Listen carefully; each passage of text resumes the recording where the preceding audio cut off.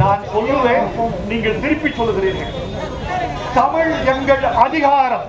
தமிழ் எங்கள் அதிகாரம். இந்தி திணிப்பு சர்வாதிகாரம். திணிப்பு சர்வாதிகாரம். தமிழ் எங்கள் அதிகாரம். தமிழ் எங்கள் அதிகாரம். இந்தி திணிப்பு சர்வாதிகாரம். இந்தி திணிப்பு சர்வாதிகாரம். தமிழ் எங்கள் மானம். தமிழ் எங்கள் மானம். இந்தி திணிப்பு அவமானம். இந்தி திணிப்பு அவமானம். தமிழ் எங்கள் மானம். தமிழ் எங்கள் மானம். இந்தி திணிப்பு அவமானம். இந்தி திணிப்பு அவமானம். தமிழை பறிக்காதே. பறிக்காதே.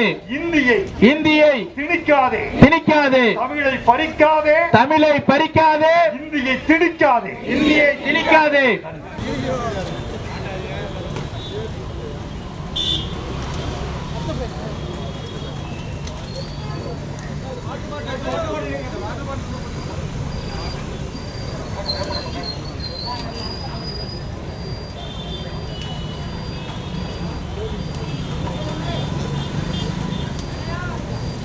ஒரு வரலாற்று நிகழ்வுக்காக ஒன்றிணைந்திருக்கிற அனைத்து தமிழ் அமைப்புகளை சார்ந்த நிர்வாகிகளே, தொண்டர்களே, தலைவர்களே, மேடையில் அமர்ந்திருக்கிற மேன்மைக்குரிய பெருமக்களே, இந்த நிகழ்வை கண்ணுற்றும் செவியுற்றும் கொண்டிருக்கிற உலகத் தமிழர்களே, தாய்மார்களே, என் பாசத்துக்குரிய பத்திரிகையாளர்களே, ஊடக உறவுகளே, உங்கள் அனைவருக்கும் எனது அன்பான வணக்கத்தை தெரிவித்துக் கொள்கிறேன். ஒரு வரலாற்று நெருக்கடி தமிழுக்கு நேர்ந்திருக்கிறது. இது ஒன்றும் தமிழுக்கு புதியதில்லை. இந்தி திணிக்கப்படுவதும் தமிழன் அதை எதிர்த்து கொண்டிருப்பதும் இது 85வது ஆண்டு. 85 ஆண்டுகளாக ஒரு மொழியை ஒரு அரசு திணிக்க பார்க்கிறது. அந்த திணிப்பை தமிழர்களும் தமிழ்நாட்டு அரசும் எதிர்க்க பார்க்கிறது. இது சாதாரண நிகழ்வல்ல, இப்போது நிகழ்ந்து கொண்டிருப்பது. தமிழை வாளின் முளையில் அழிக்க பார்த்தார்கள். தமிழை அதிகாரத்தால் அழிக்க பார்த்தார்கள். தமிழை அந்நிய படையெடுப்பால் அழிக்க பார்த்தார்கள். தமிழை மதத்தால் அழிக்க பார்த்தார்கள். தமிழை சாஸ்திரத்தால் அழிக்க பார்த்தார்கள். இப்போது தமிழர்களே, தமிழை சட்டத்தால் அழிக்க பார்க்கிறார்கள். தமிழர்கள் ஒன்றும் ஏமாந்தவர்கள் அல்ல. தமிழர்கள் ஒன்றும் உணர்வு குன்றியவர்கள் அல்ல. இந்த மொழி எளிய மொழி அல்ல. இந்த மொழி காற்றுக்கு பறக்கிற மொழி அல்ல. இந்த மொழி காகிதம் அல்ல. இந்த மொழி எளிய மொழி அல்ல. தொன்று நிகழ்ந்தது அனைத்து உணர்ந்திடு சூழ்கலை வாணர்களும் இவள் என்று பிறந்தவள் என்றுணராத இயல்பினலாம் எங்கள் தாய் என்று பாரதியால் போற்றப்பட்ட மொழி எங்கள் மொழி. இனிமை தமிழ் மொழி எமது, எமக்கு இன்பம் தரும்படி வாய்த்தனல் அமுது, கனியை பிழிந்திட்ட சாறு, எங்கள் கதியில் உயர்ந்திட யாம் பெற்ற பேரு என்று பாவேந்தரால் பாடப்பட்ட மொழி எங்கள் தமிழ் மொழி. கதிர்வெடித்து பிளம்பு விழ, கடல் குறித்து சூடாற்ற, முதுமைமிகு நிலப்பரப்பில் முதற் பிறப்பு தோன்றிவிட, நதி வருமுன் மணல் தருமுன் நலம் வளர்த்த தமிழனங்கே, பதிமதுரை பெருவழியில் பாண்டியர்கை பார்த்தவளே, உன்னை வணங்குவதும் உன்னை நாம் வாழ்த்துவதும் அன்னை மகற்கிடையே அருமை இல்லை என்பதனால் உன்னை வளர்த்து வரும் ஒன்புகழ் சேர் தென்புலவர் தம்மை வணங்குகிறேன் தமிழ் புலவர் வாழியரோ என்று கவியரசு கண்ணதாசனால் கொண்டாடப்பட்ட மொழி இந்த மொழி. இந்த மொழியை சாஸ்திரத்தால் அழிக்க முடியாது, சட்டத்தாலும் அழிக்க முடியாது. இப்போது மத்திய அரசின் அலுவல் மொழிக்காக ஒரு குழு அமைக்கப்பட்டு அந்த குழுவுக்கு உள்துறை அமைச்சர் தலைமையேற்று சில பரிந்துரைகள் வழங்கப்பட்டிருக்கின்றன. நண்பர்களே, அது வெறும் பரிந்துரைதான், இன்னும் மசோதாவுக்கு வரவில்லை. மசோதாவை நோக்கி நகர்த்தப்படுகிற பரிந்துரைகள் என்று வேண்டுமானால் நீங்கள் சொல்லலாம். இதற்கு முன்னால் இந்தி எதிர்ப்பு வந்திருக்கிறது, இந்தி திணிப்பு நடந்திருக்கிறது. அந்த இந்தி திணிப்பெல்லாம் கொசு கடித்ததை போல, அதை நசுக்குவது கண்ணுக்கு தெரியும். மூட்டை பூச்சி கடித்ததை போல அது நசுக்குவது கண்ணுக்கு தெரியும். இப்போது திணிக்கப்படுகிற இந்தி மொழி வேறு வடிவம் கொண்டிருக்கிறது. ஒரு ஆட்டுக்கு பூச்சூட்டி விட்டு அந்த ஆட்டுக்கு பொட்டு வைத்து அந்த ஆட்டின் மேல் மஞ்சள் நீர் தெளிப்பது போல அது நின்று கொண்டிருக்கிறது. கத்தி தயாராக இருக்கிறது. தமிழர்களே, விழித்துக் கொள்ளுங்கள். 1938 நேர்ந்த அல்லது தமிழ்நாட்டில் எழுந்த அந்த உணர்ச்சியை விட 1965 நேர்ந்த அல்லது எழுந்த எழுச்சியை விட 2022 தமிழர்கள் கூடுதல் உணர்ச்சி பெற வேண்டும் என்று நான் கேட்டுக்கொள்கிறேன். அதற்குரிய காலம் இப்போது வந்திருக்கிறதாக நான் நினைக்கிறேன். ஒன்று கேட்கிறேன் நண்பர்களே, மத்திய அரசின் அலுவல் மொழியாக இந்தி, மத்திய அரசின் கல்வி நிறுவனங்களில் பயிற்று மொழியாக இந்தி, கல்வி மொழியாக இந்தி, அலுவல் மொழியாக இந்தி என்ற சாதாரணமான போக்கில் நீங்கள் புரிந்து கொண்டு போய்விட முடியாது. IFS என்று சொல்லக்கூடிய இந்தியன் ஃபாரின் சர்வீஸ், இந்திய அயரக தேர்வு முழுக்க இந்தியில் இருக்க வேண்டும். அவர் இந்தி தெரிந்தவராக இருக்க வேண்டும். இந்தியாவுக்கு வெளியே நிகழ்கிற இந்திய அயரக உறவு, இந்திய தூதுவரகங்கள் முழுக்க இந்தியில் இயங்க வேண்டும் என்றால் அங்கே இருக்கிற தமிழன், அங்கே இருக்கிற பஞ்சாபி, அங்கே இருக்கிற மலையாளி, அங்கே இருக்கிற கன்னடன், அங்கே இருக்கிற தெலுங்கன், அந்த நாட்டுக்குள் அவனுக்கு ஒரு தீங்கு வந்தால் அந்த தூதுவராலயத்தை தேடி சென்றால் இந்தி தெரிந்திருந்தால்தான் அவன் அங்கு உதவி பெற முடியும். இந்தி தெரிந்திருந்தால்தான் அவன் உரையாட முடியும், உறவாட முடியும். பிணத்தை தன் நாட்டுக்கு அனுப்புவதற்கு கூட அவன் இந்தி தெரிந்திருக்க வேண்டும். இது சரியா என்று கேட்கிறோம். இது சரியான முடிவா என்று கேட்கிறோம்.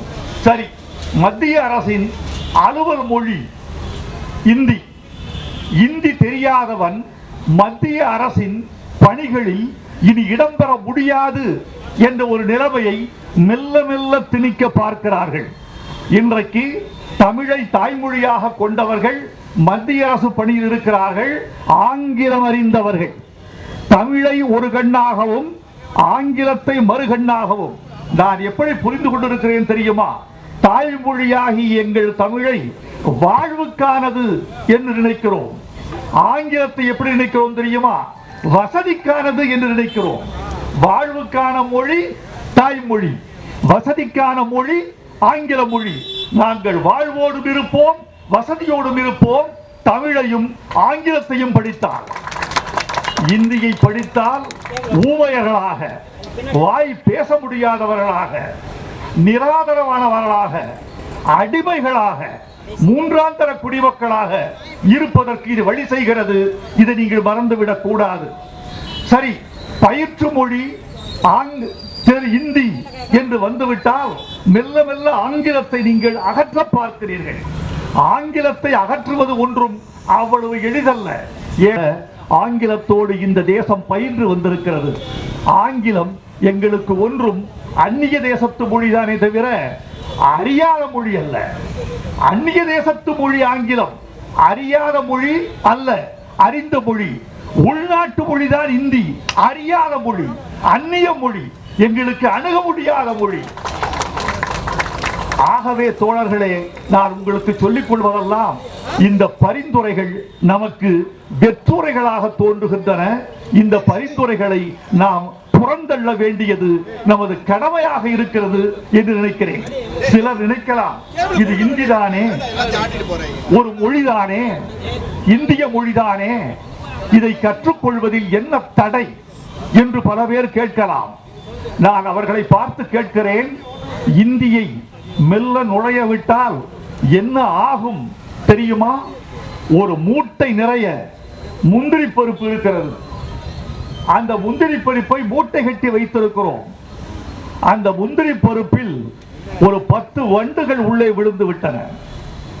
முந்திரி பருப்பு எண்ணிக்கை அதிகம், வண்டுகளின் எண்ணிக்கை குறைவு என்று அலட்சியமாக நீங்கள் இருக்கிறீர்கள். 1 மாதம் 2 மாதம் கழித்து அதை திறந்து பார்த்தால் உள்ளே முந்திரி பருப்புகள் பருக்கைகளாக உடைக்கப்பட்டிருக்கின்றன, தூள் தூளாக நொறுக்கப்பட்டிருக்கின்றன. முந்திரி பருப்பு மூட்டை, அது எங்கள் தாய்மொழி இந்தி வண்டு. இந்தி என்கிற வண்டு நுழைந்தால் இந்த முந்திரி பருப்பு மூட்டை என்ன ஆகும்? இதற்கு சாட்சி இருக்கிறதா என்று நீங்கள் கேட்கலாம். இப்போதெல்லாம் மேடைகளில் எதையும் பேசிவிட முடியாது. ஊடகம் விழிப்போடு இருக்கிறது, மக்கள் விழிப்போடு இருக்கிறார்கள், சட்டம் விழிப்போடு இருக்கிறது, அரசு விழிப்போடு இருக்கிறது. அதனால் ஒரு மேடையில் பேசுகிறவன், தனி வெளியில் பேசுகிறவன் கூட இன்றைக்கு சாட்சி இல்லாமல் பேச முடியாது. இப்படி இந்த முந்திரி பருப்பு கதையை சொல்கிறேனே, இதற்கு சாட்சி உண்டா வைரமுத்து என்று என்னை பார்த்து கேட்டால் வடமொழிகளில் 4-5 மொழிகளை சொல்ல முடியும். மராட்டிய மொழிக்குள் இந்தி மெல்ல நுழைந்தது.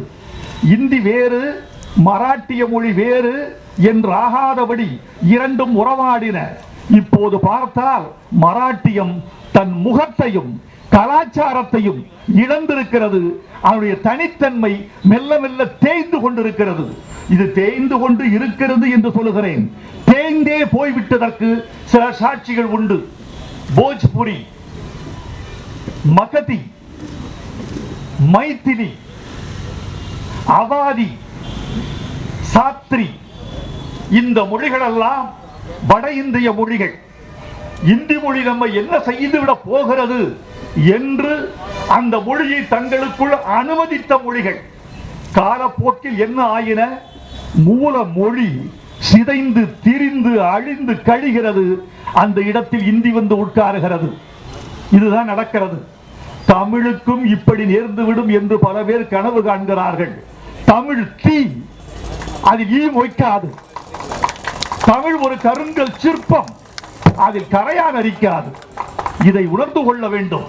இந்த மொழியை நம்முடைய அடையாளமாக கருதுகிறோம், வரலாறாக கருதுகிறோம். தமிழை வெறும் மொழியாக மட்டுமே தமிழன் கருதுவதில்லை. தமிழ்தான் ஒரு இனத்தின் வயது, தமிழ்தான் ஒரு மொழியின் வரலாறு, தமிழ்தான் ஒரு இனத்தினுடைய பண்பாடு. தமிழ் நமது அடையாளம். அது மட்டுமல்ல, இந்திய ஒன்றியத்தில் தமிழ்தான் தமிழர்களின் அதிகாரம். அதை திணிப்பது சர்வாதிகாரம் என்று நாங்கள் கேட்கிறோம். மற்ற மொழிகளுக்கு இல்லாத ஒரு பற்று தமிழ் மொழிக்கு மட்டும் ஏன் தமிழனுக்கு வருகிறது என்று ஒரு கேள்வி எழுகிறது. வங்காளிக்கு இந்த தீங்கு இல்லையா? கன்னடத்துக்கு இல்லையா? மலையாளத்துக்கு இல்லையா? மற்ற மொழிகளுக்கு இல்லையா?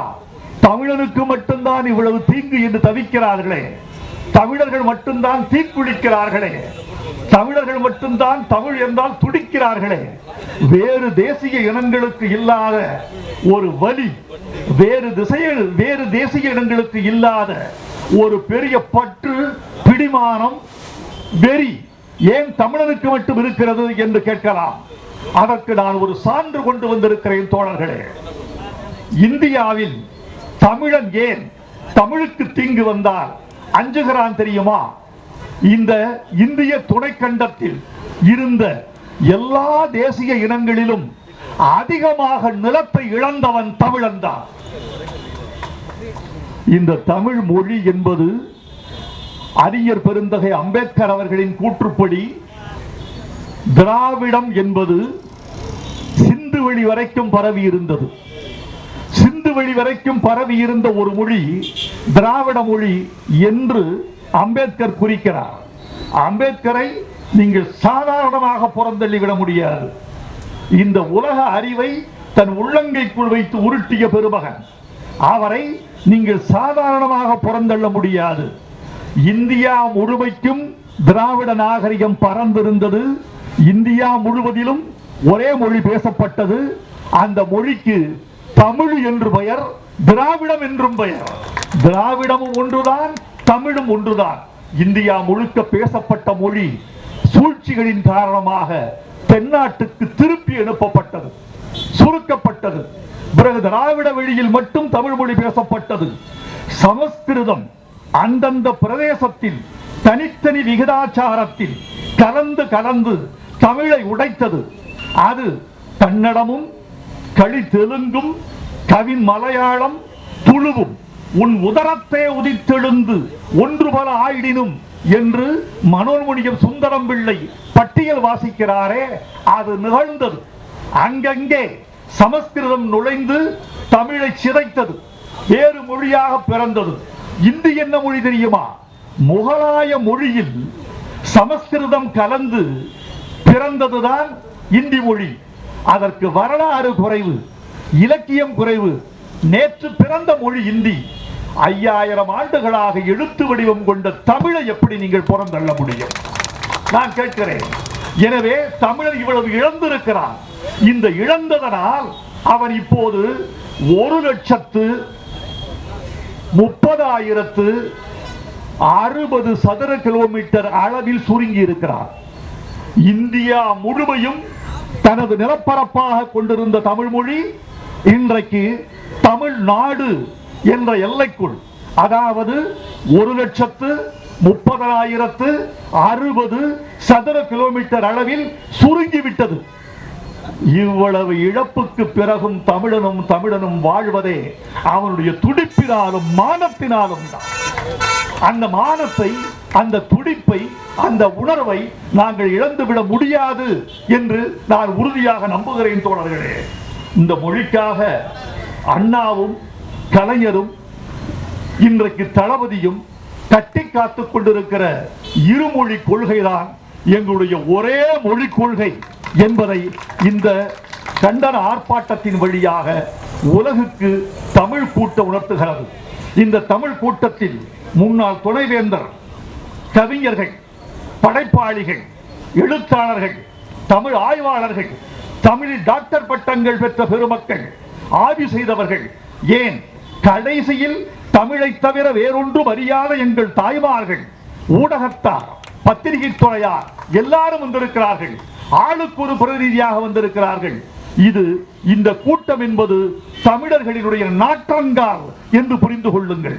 இவர்களை வைத்துத்தான் தமிழ் மொழிக்கான அடையாளத்தை நாம் கட்டமைக்கிறோம். ஆகவே தோழர்களே, இங்கு இருக்கிற எல்லோருடைய வாயிலாக நான் சொல்லுகிறேன், இருமொழி கொள்கைதான் எங்களுடைய கொள்கை என்பதை நாம் மறந்துவிடக் கூடாது. இந்தியாவின் மாண்புமிகு பிரதமர், அவர் மீது எங்களுக்கு மதிப்பு உண்டு. ஆனால் எப்போது தெரியுமா மதிப்பு வருகிறது? ஐநாவுக்கு போகிறார், தமிழை மேற்கோள் காட்டுகிறார், மன் கி பாத்தில் பேசுகிறார், திருக்குறளை, வள்ளுவரை, இன்னும் பாரதியை, புறநானூற்று பாட்டை மேற்கோள் காட்டுகிறார். நீங்கள் மேற்கோள் காட்டுவதெல்லாம் எங்களுக்கு மகிழ்ச்சி தான். அந்த மகிழ்ச்சி எவ்வளவு மகிழ்ச்சி தெரியுமா பிரதமர் அவர்களே? நாங்கள் கல்யாண வீட்டுக்கு போகிறோம், வாசலில் சந்தன கிண்ணம் நீட்டுகிறார்கள். அந்த சந்தன கிண்ணத்தில் நாங்கள் கை நினைக்கிறோம், உள்ள 2 கையில் தேய்த்துக் கொள்கிறோம், நுகர்ந்து பார்க்கிறோம். கமகமவென்று எனக்கு வாசனை அடிக்கிறது. எங்களுக்கு சந்தனம் கொடுத்தீர்களே, சாப்பாடு கொடுத்தீர்களா? ஒரு கல்யாண வீட்டுக்கு போனால் சந்தனத்தோடு அனுப்பி விடுவீர்களா? சாப்பாடு போட்டு அனுப்ப வேண்டாமா? நாங்கள் சாப்பாடு போட்டால் சந்தனத்தை கழுவாமலே கூட சாப்பிட்டு விட்டு வந்து விடுவோமே. எங்கள் அன்பு, எங்கள் பண்பு அப்படி ஆயிற்றே. ஆனால் நீங்கள் சந்தனத்தை தொட்டு கொடுக்கிறீர்கள், மகிழ்ந்து போகிறீர்களா தமிழர்களே என்று கேட்கிறீர்கள். சாப்பாடு எங்கே ஐயா? அதுதானே எங்கள் தமிழுக்கு நீங்கள் தருகிற உரிமை, அதுதானே எங்கள் தமிழுக்கு நீங்கள் தருகிற பெருமை. சமஸ்கிருதத்துக்கு செலவழிக்கிற நீங்கள், சமஸ்கிருதம் ஒரு கண், இந்திய பண்பாட்டில் தமிழ் ஒரு கண் என்றெல்லாம் அறிஞர்களால் போற்றப்படுகிற, அதாவது சிவபெருமான் படைத்த மொழியாம் இரண்டும்.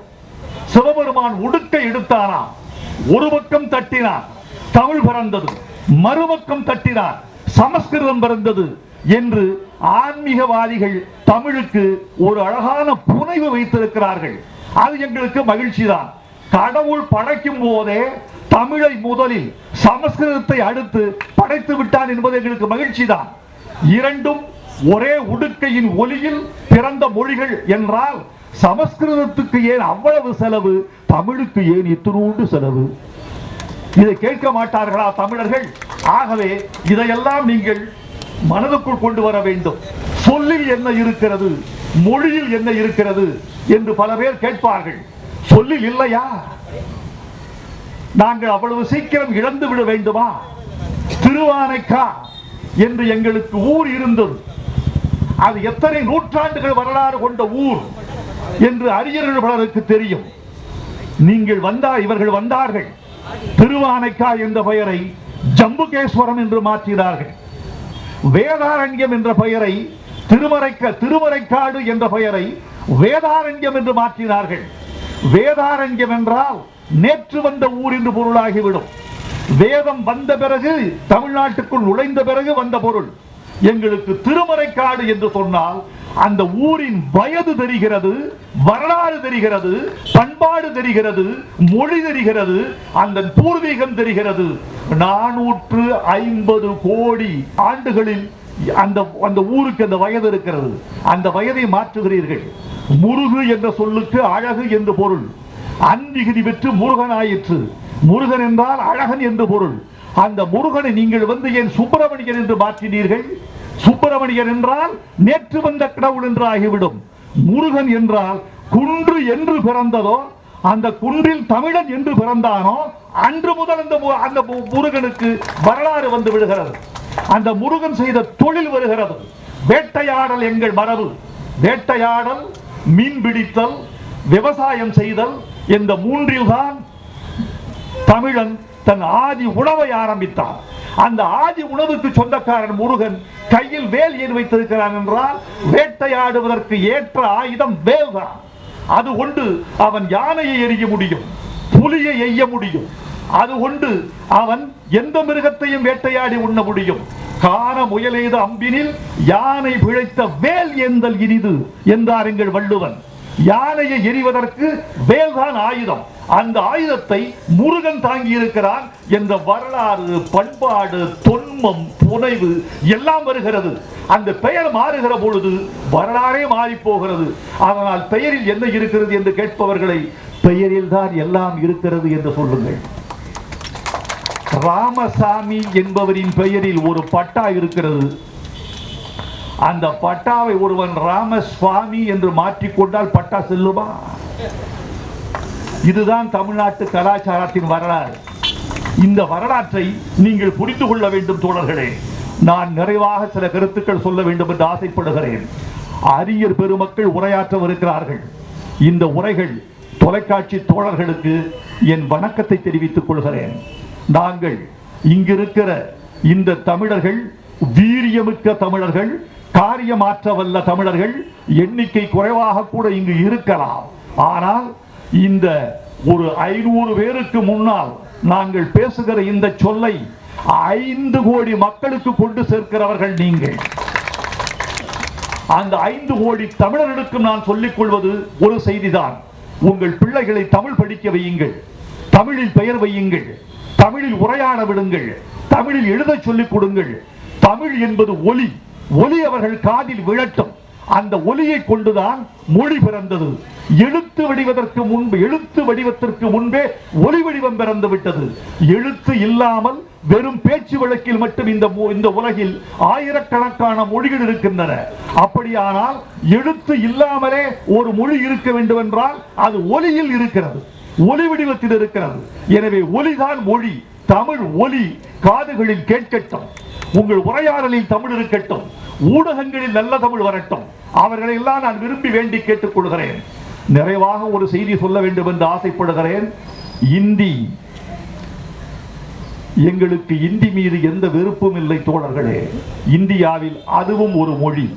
எங்கள் அண்டை மாநில மொழிகளை, அண்டை மாநில சகோதரர்களை நாங்கள் எவ்வளவு நேசிக்கிறோமோ, அந்த மொழியை எப்படி நாங்கள் வாசிக்கிறோமோ அப்படிதான் இந்தி மொழியையும் நாங்கள் மதிக்கிறோம். எந்த வகையிலும் உங்கள் மொழிக்கு நாங்கள் ஊறு செய்ய மாட்டோம். ஏனென்றால் திணித்தல் என்பது உங்கள் மரபு, ஆனால் திணிக்க கூடாது என்பது எங்கள் மரபு. அதனால் நாங்கள் அதில் நாங்கள் ஈடுபட போவதில்லை. ஆனால் ஒன்று, நீங்களும் நாங்களும் பக்கத்து வீடு. உங்கள் பக்கத்து வீட்டில் இந்தி என்ற மரம் வளர்க்கிறீர்கள், வளர்த்து கொண்டு போங்கள். அதில் இலையும் பிஞ்சும் பூவும் கனியும் புலுங்கட்டும், வளர்த்து கொண்டு போங்கள். ஆனால் இந்தி மரம் வளர்க்கிறோம் என்ற சாக்கில் அதற்கு அதிக உரமிட்டு உங்கள் வேரை எங்கள் சுற்றுச்சுவரை கிளப்புமாறு பார்த்துக் கொள்ளாதீர்கள். எங்கள் சுற்றுச்சுவரை வீழ்த்துமாறு உங்கள் மரம் எங்களை ஊறு செய்யாமல் இருக்கட்டும். உங்கள் கிளைகள் வளர்ந்து வந்து எங்கள் வீட்டு ஜன்னல் கண்ணாடிகளை உரசி உடைக்காமல் இருக்கட்டும். உங்கள் மரம் உங்கள் வீட்டுக்குள், எங்கள் வீடு எங்களோடு. எங்கள் தமிழுக்கு ஊறு செய்யாதீர்கள். தமிழுக்கு தேகத்தை கொடுத்த இனம் தமிழ் இனம், உடல் உயிரை எரித்து கொடுத்த இனம் தமிழினம், தன் தேகத்தை தீக்கு தின்ன கொடுத்த இனம் தமிழினம். மறக்க முடியுமா? தாளமுத்துவை, நடராசனை, அரங்கநாதனை, சாரங்கபாணியை, ராஜேந்திரனை மறக்க முடியுமா தோழர்களே? அவர்கள் எரிந்து போனார்கள். எலும்பு இல்லை, தலை இல்லை, இருதயம் இல்லை, உறுப்பு இல்லை, எலும்பு கூட இல்லை, சாம்பல் இருக்கிறது. தீக்குளித்தவர்களின் சாம்பல் இருக்கிறது. கிரேக்க பறவை ஒன்று, புராண பறவை ஒன்று உண்டு, பீனிக்ஸ் என்று. அந்த கிரேக்க பறவை பீனிக்ஸுக்கு ஒரு குணத்தை போதித்திருக்கிறார்கள். அந்த பறவை எரிந்து போனால் சாம்பலிலிருந்து பீனிக்ஸாக அது வெளியே வரும். தீக்குளித்தவர்களின் சாம்பல்கள் இன்னும் எங்கள் தமிழ்நாட்டில் ஆங்காங்கே இருக்கின்றன. அந்த சாம்பலில் இருந்து புதிய பீனிக்ஸாக எங்கள் தமிழ் மறவர்கள் கிளம்பி வருவார்கள் என்பதை மட்டும் நான் அவர்களுக்கு சொல்லிக் கொள்கிறேன். நான் இந்த என்னுடைய கண்டன உரையில் எனக்கு எதிர்த்தாக்குதல் என்பதை விட தற்காப்பு தான் எங்களுக்கு அதிகமாக தேவைப்படுகிறது. இது தமிழை காப்பதற்கான உரை, தமிழை காப்பதற்கான கூட்டம், இழக்க தயாராக இல்லாத கூட்டம். நாங்கள் இழந்தது போதும். எங்கள் நிலத்தை இழந்தோம், மொழியை இழந்தோம், ஆட்சியை இழந்திருக்கிறோம். இனிமேல் இழப்பதற்கு எங்களுக்கு எதுவும் இல்லை. எங்கள் மொழியை தொட வேண்டாம், எங்கள் நிலத்தை தொட வேண்டாம் என்று உங்களை நான் வேண்டி கேட்டுக் கொள்கிறேன். மீண்டும் மீண்டும் நான் கேட்பதெல்லாம் ஒன்றுதான், பரிந்துரையாகவே இருக்கட்டும். மசோதாவுக்கு போக வேண்டாம். மசோதாவுக்கு போகிறது சட்டமாக வேண்டாம்.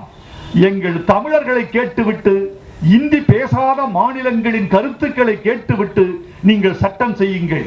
வாழ்க தமிழ், வெல்க தமிழகம், வாழ்க தமிழர்கள் என்று வாழ்த்தி விடைபெறுகிறேன்.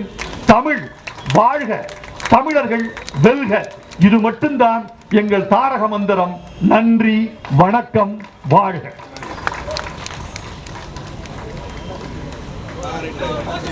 சொல்லுங்க.